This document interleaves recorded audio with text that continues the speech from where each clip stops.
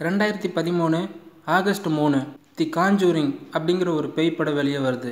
இந்த படம் ஒரு கற்பனை கதை கிடையாது, உண்மையான ஒரு சம்பவத்தை மையப்படுத்தி எடுக்கப்பட்ட ஒரு படம் அப்படின்னு சொல்லப்பட்டாலும் நிறைய பேர் அது ஒரு கட்டுக்கதை அப்படின்னு சொல்ல ஆரம்பித்தாங்க. உண்மையிலேயே தி காஞ்சூரிங் ஒரு உண்மையான கதையா?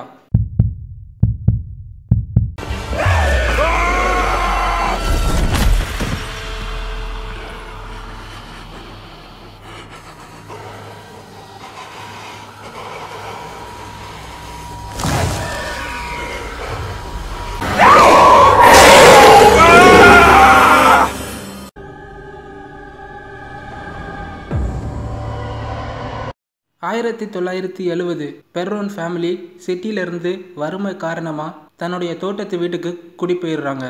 அந்த தோட்டத்து வீடை பற்றி அவங்களுக்கு எதுவுமே தெரியாது. பெர்ரோன் ஃபேமிலியை பற்றி சொல்லணும் அப்படின்னா, கரோலின் அவங்களோட கணவர் மற்றும் 5 சின்ன குழந்தைகளோட அந்த வீட்டுக்கு வராங்க. ரொம்ப நாள் அடைஞ்சு கிடந்த அந்த தோட்டத்து வீட்டுக்கு யாரோ குடி வராங்க அப்படின்னு விஷயம் தெரிஞ்ச உடனே அக்கம் பக்கத்தில் இருக்க எல்லாருமே அந்த வீட்டில் இருக்க பெர்ரோன் ஃபேமிலி கூட பேசுகிறாங்க. பேசி முடிச்சுட்டு எல்லாருமே ஒரே ஒரு வார்த்தையை மட்டும் சொல்லி முடிச்சுட்டு போகிறாங்க. அது என்னென்னா, இரவு தூங்கும்போது லைட் எல்லாத்தையுமே ஆஃப் பண்ணாதீங்க, ஆன் பண்ணி வச்சுட்டு தூங்குங்க அப்படின்னு மட்டும் சொல்லிட்டு போகிறாங்க. இந்த விஷயத்தை கேட்ட உடனே எல்லாரும் ஏன் இப்படி சொல்லிட்டு போகிறாங்க அப்படின்னு இவங்களுக்கு ஆச்சரியமாக இருந்தாலும் அந்த விஷயத்தை இவங்க பெருசாக எடுத்துக்கல. நாட்கள் நகர ஆரம்பிக்குது. வீட்டில் பயன்படுத்துகிற ஒவ்வொரு பொருளும் காணாமல் போகுது. கரோலின் இந்த எல்லா பொருளும் எங்கே போகுது அப்படின்னு வீட்டில் எல்லா பக்கமும் தேடி பார்க்கும்போது குழந்தைகள் இருக்கிற பெட்ஷீட்டுக்கு கீழே எல்லா பொருளும் இருக்குது. ஒருவேளை குழந்தைங்க தான் எல்லா பொருள்களையும் இங்கே எடுத்துகிட்டு வந்து வச்சுருப்பாங்க அப்படின்னு குழந்தைங்க கிட்ட விசாரிக்கும் போது எல்லா குழந்தையுமே கரோலின் கிட்ட நாங்கள் எந்த பொருளையுமே எடுக்கலாமா அப்படின்னு தான் சொல்கிறாங்க. கரோலின் குழந்தைங்க போய் சொல்கிறாங்க அப்படின்னு இந்த விஷயத்தை பெருசாக எடுத்துக்கல. கரோலினோட கணவர் எப்போவுமே அதிகாலையில் வேலைக்கு போயிட்டு இரவில் தான் வீட்டுக்கு வருவார். ஏற்கனவே வேலை டயர்டில் வர்றதுனால வீட்டில் நடக்கிற எந்த நிகழ்வுகளையுமே கரோலின் தன்னோட கணவர்கிட்ட ஷேர் பண்ணவே இல்லை. அதனால் வீட்டில் நடக்க எதுவுமே அவருக்கு தெரிய வரலை. கொஞ்ச நாள் நகருது. அதுக்கப்புறம் குழந்தைகள் எல்லாருமே ஹைட் அண்ட் சீக் அப்படிங்கிற கண்ணை கட்டிக்கிட்டு தொடுற விளையாட்டை விளையாண்டுட்டு இருக்காங்க. அதாவது ஒரு குழந்தை கண்ணை கட்டிக்கணும், மற்ற எல்லா குழந்தையுமே கை தட்டிக்கிட்டு என்னை பொடி அப்படின்னு சொல்லணும். கண்ணை கட்டியிருக்க அந்த குழந்தை கை தட்டுற சவுண்டை கேட்டுட்டு அந்த குழந்தைய போய் தொடுறது தான் கேமோட ரூல்ஸ். ஒரு குழந்தை கண்ணை கட்டின உடனே மித்த 4 பேருமே ரொம்ப தூரமாக போய் ஒளிஞ்சுக்கிறாங்க. கண்ணை கட்டியிருக்க குழந்தை எல்லாருமே எங்கே போயிட்டீங்க, கை தட்டுங்க அப்படின்னு சொல்கிறாங்க. அப்போது ஒரு இடத்துல இருந்து கை தட்டல் சவுண்டு மட்டும் வருது. ஓ, நீங்கள் இங்கே தான் இருக்கீங்களா அப்படின்னு கண்ணை கட்டியிருக்க குழந்தை அந்த சத்தத்தை கேட்டு அப்படியே நகர்ந்து போய்கிட்டே இருக்குது. ரொம்ப தூரம் நடந்து போனதுக்கு அப்புறமும் சத்தம் மட்டுக்கிட்டே கேட்டுட்ருக்கு அப்படின்னு கட்டியிருக்க துணியை அவுத்து பார்க்கும்போது அங்கே யாருமே இல்லை. ஆனால் சத்தம் மட்டும் கேட்டுகிட்டே இருக்குது. எதிர்த்தாப்பில் இருக்க ரூம் பூட்டி இருந்தது. Hello? Is anybody there?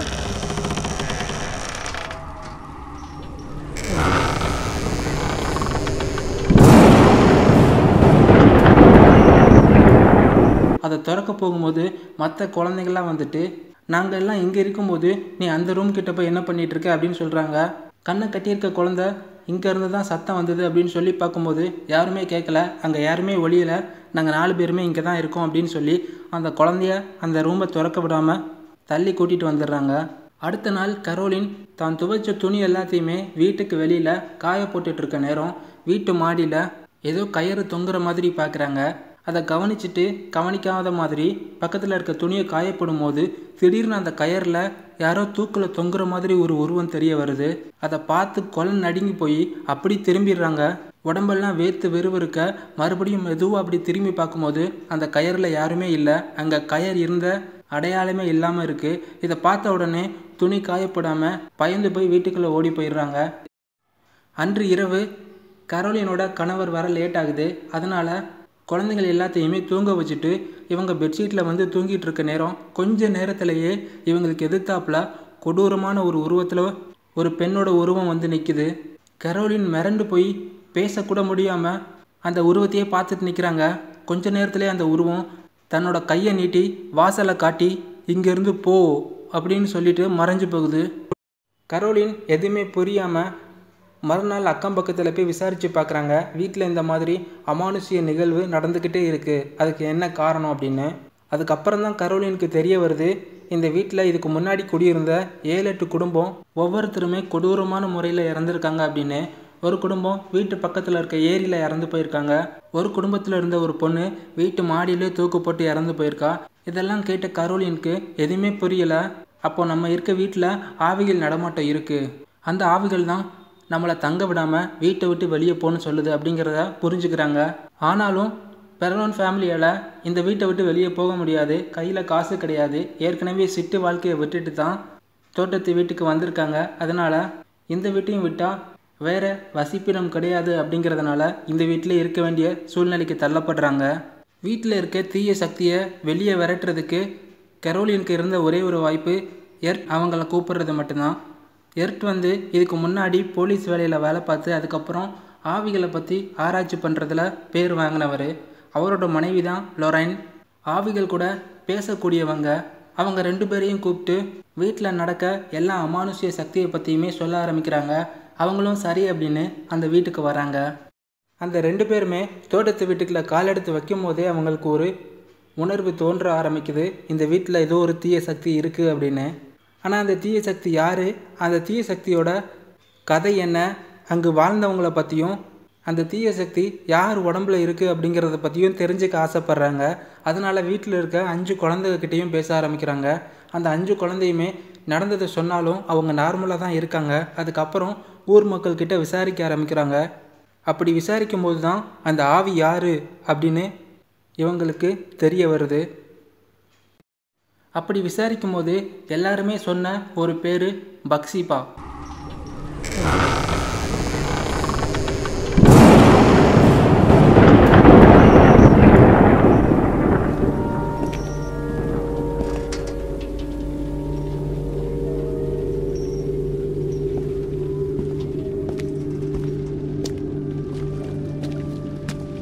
அந்த பக்சிபா யார், அவங்க இந்த வீட்டில் எப்படி வாழ்ந்தாங்க அப்படிங்கிறது இந்த 2 பேருக்குமே தெரிய வருது.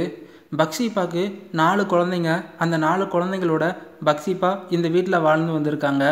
கொஞ்ச நாளிலேயே அந்த 4 குழந்தைகளும் கொடூரமான முறையில் கொல்லப்பட்டிருக்காங்க.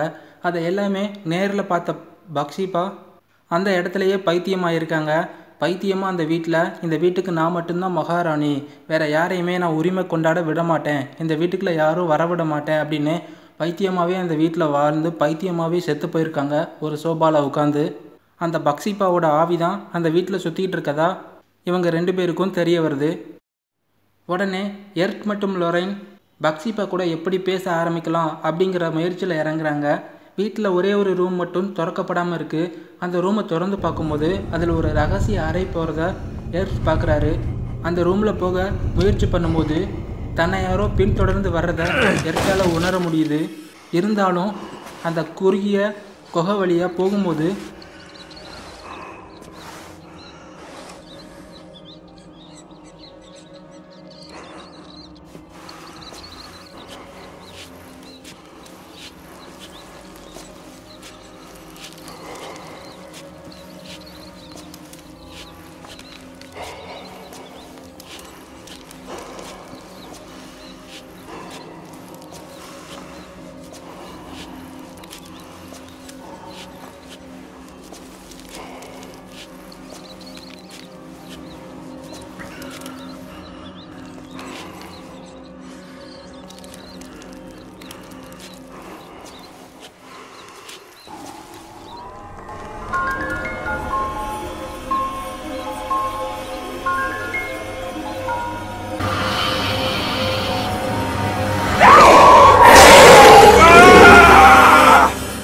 திடீர்னு விகாரமான ஒரு முகத்தை கொண்ட ஒரு பேய் எர்ட்டை தாக்குது.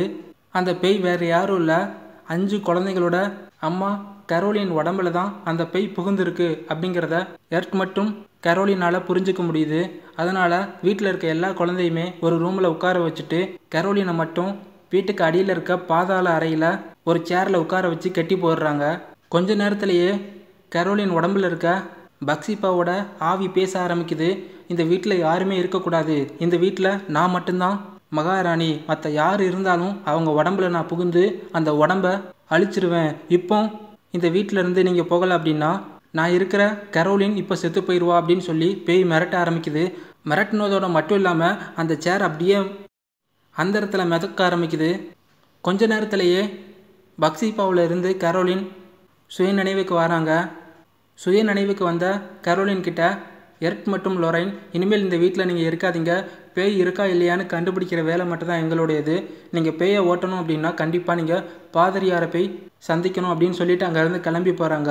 இவங்களுக்கு இந்த வீட்டை விட்டால் வேறு வழி இல்லை. அதனால் பாதிரியாரை கூப்பிட்டு வீட்டில் இருக்க பேயை விரட்ட ட்ரை பண்ணி பார்க்குறாங்க. ஆனால் எந்த ஒரு பலனுமே கிடைக்கல.